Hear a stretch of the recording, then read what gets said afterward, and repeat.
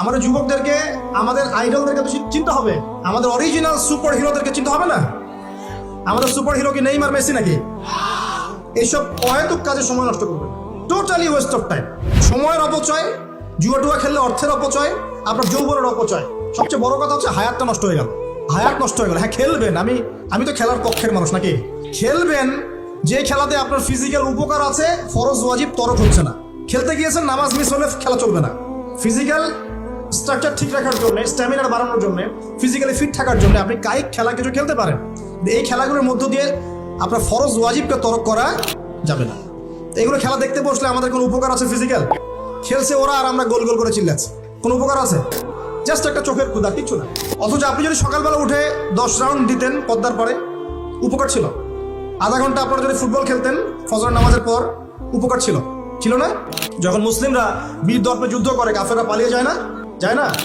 মুসলিমরা সবাই ঐক্যবদ্ধ যদি হতে পারতো, কোনো কাফেরের শক্তি ছিল নাকি ইসলামের দিকে চোখ তুলে তাকায়? আজকে আমরা যে বিভক্ত, আমরা বিভক্ত, আপোষে বিভক্ত, বিভিন্ন দলের মতাদর্শে বিভক্ত, আমাদের শক্তি কমে গেছে, হাওয়া বেরিয়ে গেছে। আমাদের যুবকরা এখন পর্নোগ্রাফি, এই গার্লফ্রেন্ড বয়ফ্রেন্ড কালচার, এই মাদক, এই জুয়া, এই জেনার পেছনে ছুটছে। আমরা নামাজ ছেড়ে দিচ্ছি, কোরআন ছেড়ে দিচ্ছি, মা বোনরা পর্দা ছেড়ে দিচ্ছেন। এই জাতি কি বিজয় লাভ করবে নাকি? আগে এই জায়গায় ঠিক করতে হবে, তারপর বিজয় আসবে ইনশাআল্লাহ তাআলা। আর বিজয় যে আসবে, বিষয়ে কোনো সন্দেহ আছে?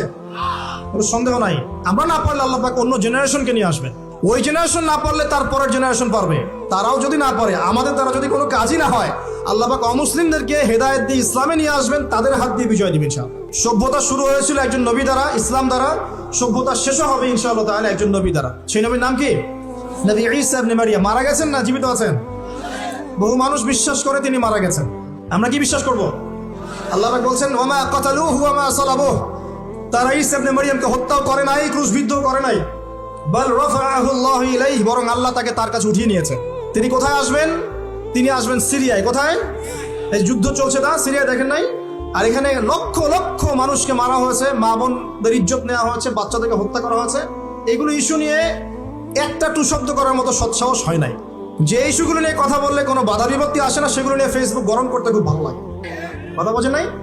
এই যে কয়েকদিন আগে যে হ্যালোইন একটা উৎসব হয়ে গেছে না, আরবদের নাকের ডগে আরবরাও করেছে না, একটা টু শব্দ করার সাহস হয়নি।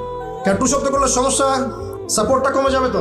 তারপরে 2013 থেকে 22 পর্যন্ত ইয়েমেনের প্রায় 3.5 লক্ষ মানুষকে হত্যা করা হয়েছে। এই ইস্যু নিয়ে একটা কথা বলার মতো সাহস ঘোমটার হয়নি। আর কি অসংখ্য ইস্যু আছে পুরো মুসলিম বিশ্বে, যেখানে তাকাবেন সত্যিকারের মুসলিমরা আজকে নির্যাতিত। এভাবে মাদকের সাথে লাইফ লিড করলে তো হবে না। এভাবে যে জেনা করলে তো আপনি ফিজিক্যালি স্ট্রং থাকতে পারবেন না, মানসিকভাবে স্ট্রং থাকতে পারবেন না। পর্নোগ্রাফিতে আসক্ত হলে তো আপনার শরীরে এনার্জি থাকবে না। জুয়া খেললে তো ওই রকম সাহাবীদের মতো আদর্শমান হওয়া যাবে না। নামাজ না পড়লে তো আপনার ভিতরে আধ্যাত্মিক শক্তি আসবে না। কিন্তু তার আদর্শ কিন্তু এখনো জীবিত আছে। নবী মুহাম্মদ সাল্লাল্লাহু আলাইহি ওয়াসাল্লাম বেঁচে আছেন? অবশ্যই তারা কবরে জীবিত, অবশ্যই। সেটা অন্য ইস্যু। আমি পৃথিবীর কথা বলছি। নবী সাল্লাল্লাহু আলাইহি ওয়াসাল্লাম কি আমাদের মধ্যে আছেন? না আমাদের মধ্যে কি বেঁচে আছেন? তার আদর্শ কিন্তু মরে যায় নাই। এমনকি আমরা যারা এখন অনেক বড় বড় নেতার আদর্শ আমাদের জীবন করি না, তারা কিন্তু কেউ বেঁচে নাই, বেঁচে আছে। তাদের আদর্শ কিন্তু মানুষ এখনো ফলো করছে। তো এটাকে বলে স্পিরিচুয়াল প্রেজেন্স, আধ্যাত্মিক উপস্থিতি। আল্লাহ পাক যাকে কবুল করবেন, যে হকপন্থী হবে ইনশাআল্লাহ তাআলা, সে যদি ফিজিক্যালি প্রেজেন্ট নাও থাকে, তার আধ্যাত্মিক উপস্থিতি জনগণকে পথ দেখাবে ইনশাআল্লাহ। কথা বুঝতে পারছেন? তো বিগার ইস্যুগুলো নিয়ে কথা বলার সৎসাহস হচ্ছে না।